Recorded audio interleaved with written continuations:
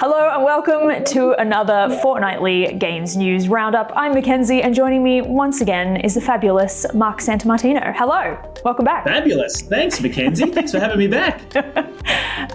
You're in a bit of a different location today. What's going on?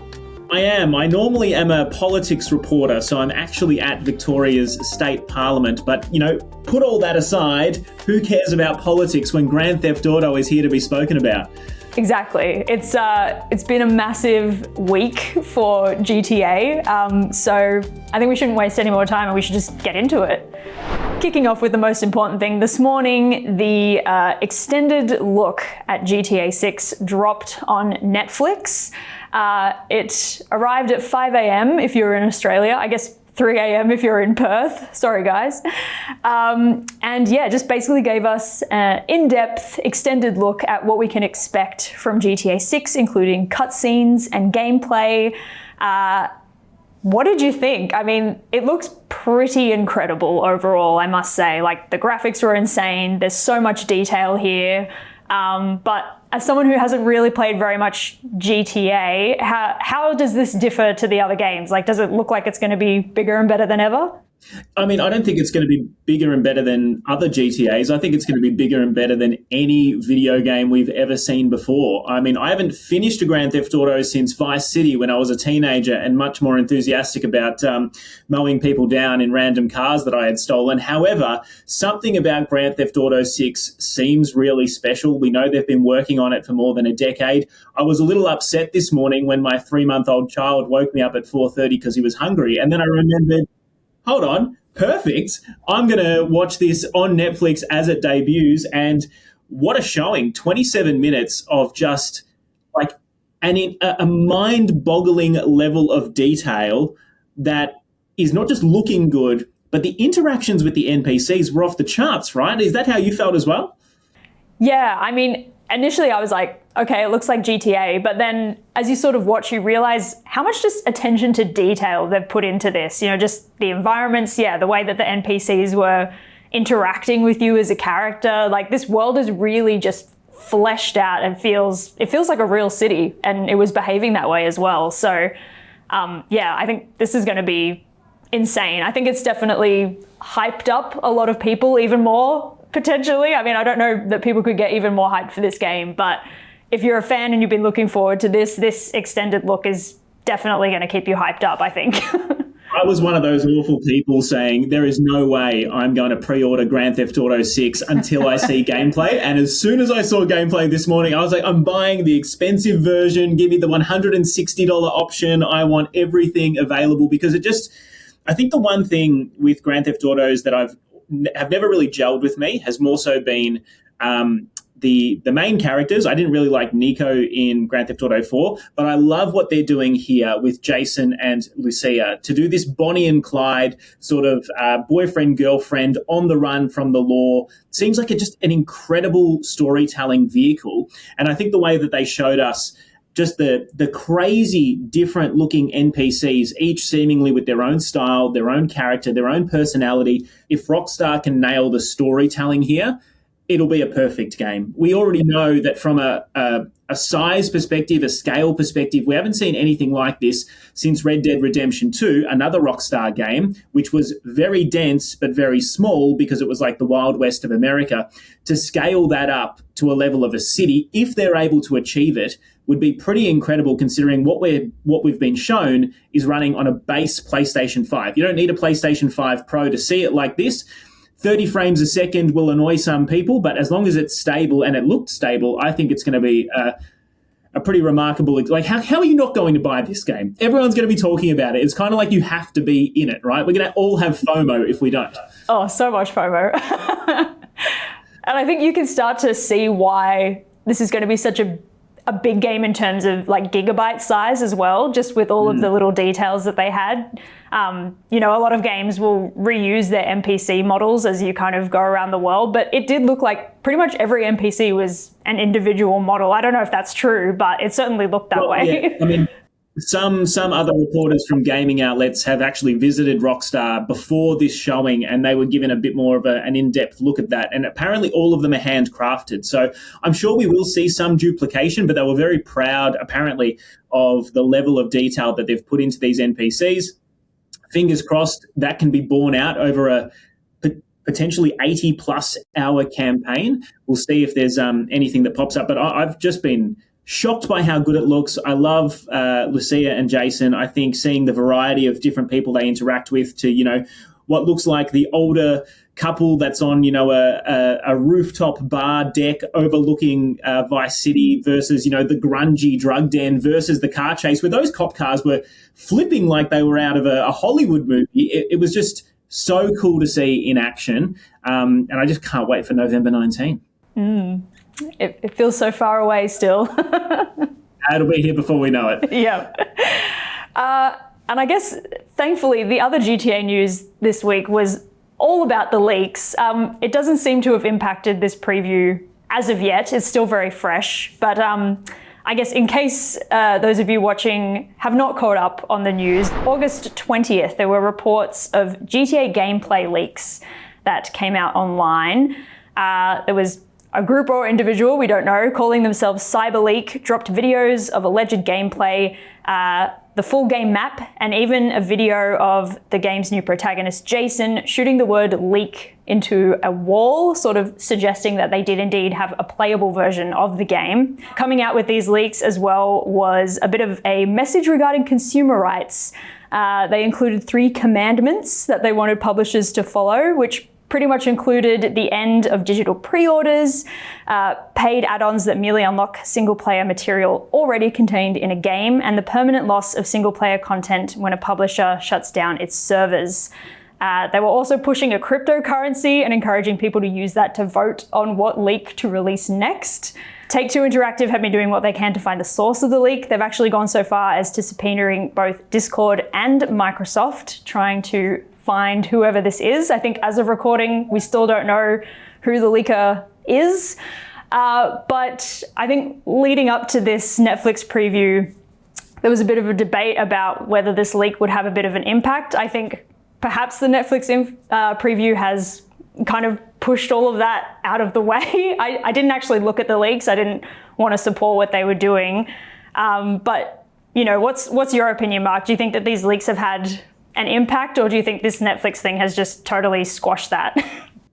You and I are very different people. I think I logged into my Twitter for the first time in like a year to go hunting for these leaks. And look, honestly, I can't say it impacted me in any way, shape or form in terms of the excitement that I felt after this Netflix showing. Obviously don't agree with the cryptocurrency side of things that CyberLeak is pushing. Do agree with the rest of it, though, in terms of, giving us discs and, keeping single-player content preserved in future. Look, this, in my opinion, it's not going to affect Grand Theft Auto in the long run. Obviously, you would prefer, if you're Rockstar, to have full control over your marketing of the game. You don't want anything spoiled.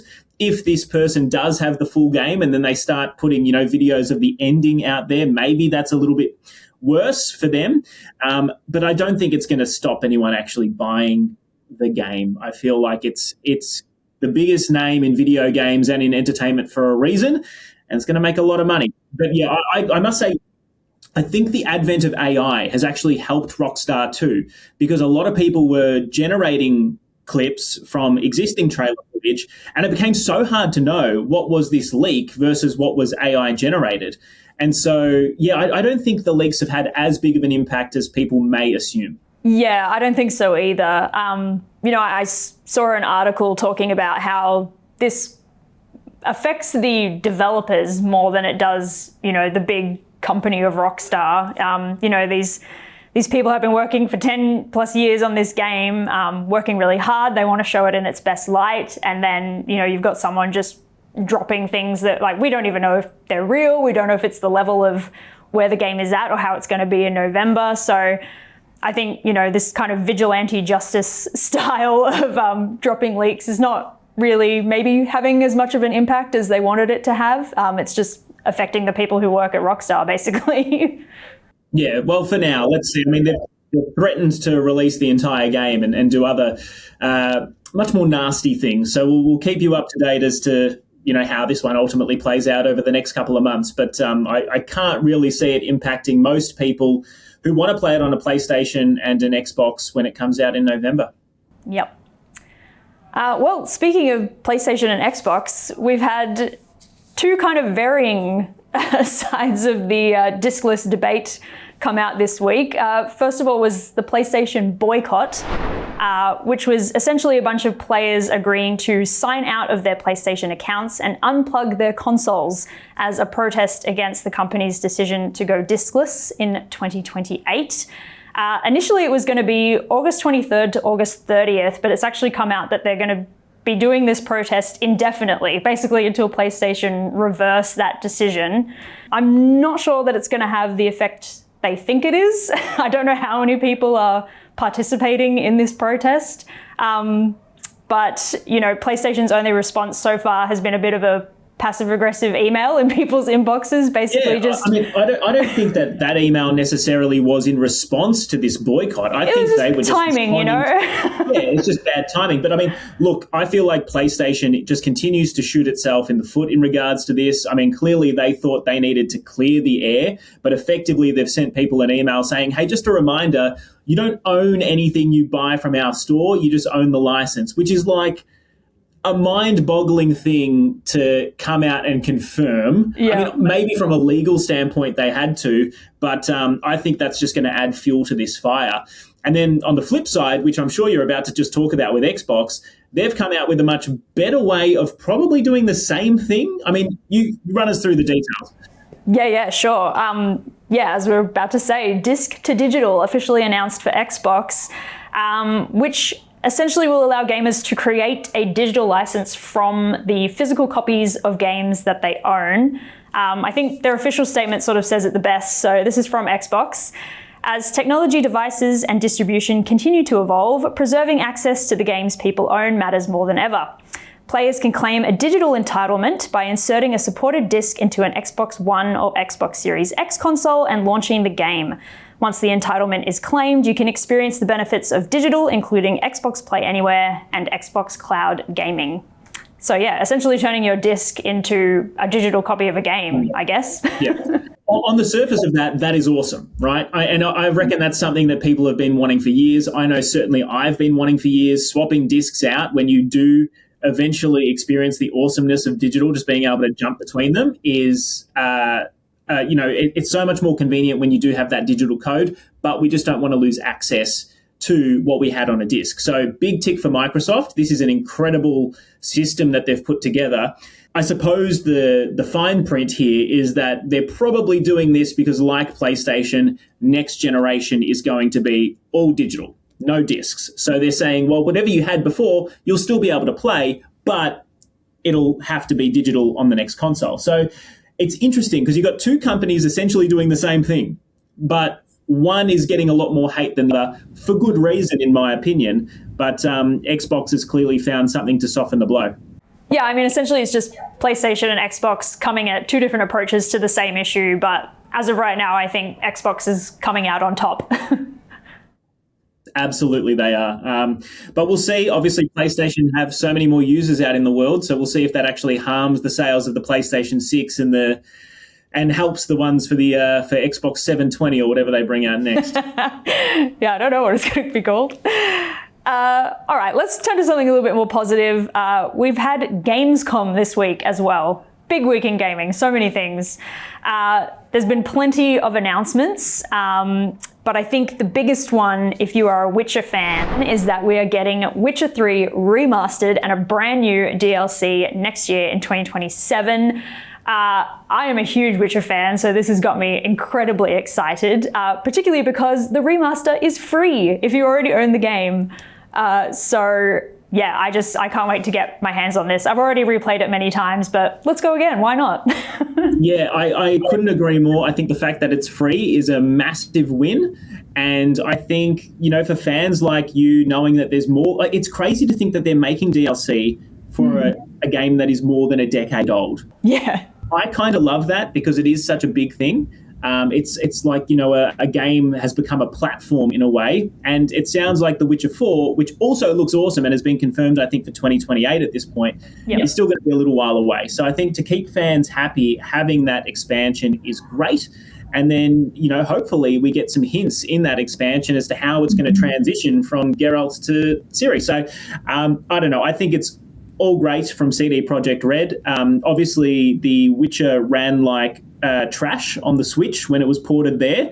So I've got it on my PlayStation 4, but I also bought it on the Switch thinking, I'll get through it this time, and never did because it looked so bad. So I am keen to revisit it. Yeah, me too. I love that world. So getting to play another story, I'm very excited about. Also coming out of Gamescom was an interesting collaboration between IKEA and Xbox. They're doing a bit of a furniture collab. And now I've tried to pronounce this. It's basically YXSTABY. Yxtaby, potentially. That sounds like a product code. I thought you were going to, how IKEA, all of their furniture is like the Flurgenfjord or whatever. I think it was going to be that. I didn't know about that product code. This is what it's called, Yxtaby or something. It's a 9-piece collection focusing on pieces that are designed to fit into any gamer's home, including a D-pad cushion, the thumbstick stool, and a controller storage side table, amongst a few other pieces. If you're into that, it's pretty cool. We might have to get the D-pad cushion for the set. I don't know. I'm not going to yuck anyone else's yum. If they want to have their house decked out like a controller, go nuts. Won't be me though, but all props to you. Yeah, I mean, the little controller, storage side table is probably the most functional out of the items, I think. You can put all of your cords and things in there. But a bit of a surprise collaboration. Was not expecting this at all. Xbox loves a collaboration. They're doing anything they can except making great games. But there's a few on the horizon, so fingers crossed. Gears of War ED might be good. We don't know. I'm keen for that. Yeah, there was a new campaign trailer for that as well, if you're, looking for more Gears of War information before that drops. That was This Week in Gaming. Let's talk a little bit about what we've been playing. I think you got your hands on Wolverine, is that correct? Yes, I had a preview of Fire Emblem Fortunes Weave last time we spoke, and this time we got to play Wolverine, and I even got to interview Liam McIntyre for a current affair, actually, who is the new Aussie playing Wolverine. He is awesome, and the game is equally awesome. I know Wolverine has been getting a little bit of shtick in the middle of the PlayStation disc furor, but the game itself is genuinely great. I think the combat being a little less flexible than what we're used to from Insomniac in Spider-Man is maybe the one knock on that, but it's also much more cinematic. And so I got to play probably the first half an hour of the game, then they fast forwarded us to, probably midway through the game, and then we played another section. I kind of want to see that story through because we almost got like a trailer in the middle, and I was like, oh man, spoilers. But look, the presentation is next level. Yes, it's a lot more linear. I would say to people, it's more like an Uncharted or a Last of Us than it is a Spider-Man game. So it's closer to that narrative-driven linear game. But I think that's awesome. Clearly, the acting is next level.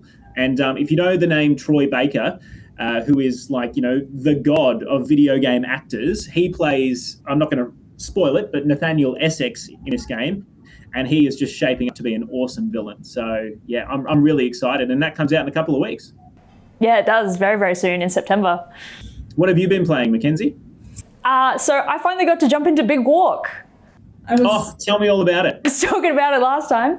I grabbed a group of friends. I jumped into their game. They'd already been playing for a little bit. So when I joined, they'd already collected and done some of the puzzles. But it didn't impact on the experience at all. This game is just so divine and so many little Australianisms. Like the environment is just, it's like walking through the Australian bush. It's so gorgeous. And there's like a day to night cycle. So you're constantly having sunrises with the kookaburras just playing all around you. And the puzzles are really well designed. I think if you had lots and lots of friends, you might have to split off because I think sort of the cap for puzzles they're designed to be able to be done with, sort of 2 to 4 people. So the second you start getting a bigger group, there's a few people that get left out in certain situations. So, but you are able to split off because there's a really great comms system with walkie-talkies and, like using flare guns and things. And it's just a really fun world to be in. But yeah, definitely, I think dependent on your group of friends. If I didn't have a nice communicative group of friends, I think it would be a bit chaotic and maybe not as fun. But is it part of the fun of it that you do separate? Because like I've heard other people talking about the game where it's like, all right, I'm going to get this done, you go get that done, and then we're going to meet up at point C. But, you don't have a mobile phone like we have in everyday life. So it's almost anxiety inducing when you can't communicate with them and you're like, how long do I have to wait here? But I think that's part of the experience, right? Yeah, definitely. I mean, having a walkie-talkie was definitely a priority if we were splitting off into groups. There was one section I sort of did something wrong and I fell down a bit of a cliff and I ended up on my own with absolutely no walkie-talkie or anything. And yeah, it was a bit anxiety inducing to be like, oh no, I'm here in this bush all alone and I got to find my friends. But I knew where we were going. You kind of work your way up and then being reunited is like another amazing moment in the game. So it's very cool and very built on having good communication with your friend group. Yeah, well done to House. They seem like they've done a phenomenal job. We love bigging up a little studio out of, I think it's Fitzroy, Melbourne, actually, House, unless they've moved since their Untitled Goose Game days. Well, thank you so much, Mark, for joining me again. So many topics to cover this week, but I think we did it. I'm sure we've missed something, but... No. I think they're the big ones and, much more fun than talking about politics. So please, any day, let me know when you want to chat, Mackenzie. For sure. We'll get you back in another 2 weeks. How does that sound? Sounds great. All right. We'll see you then.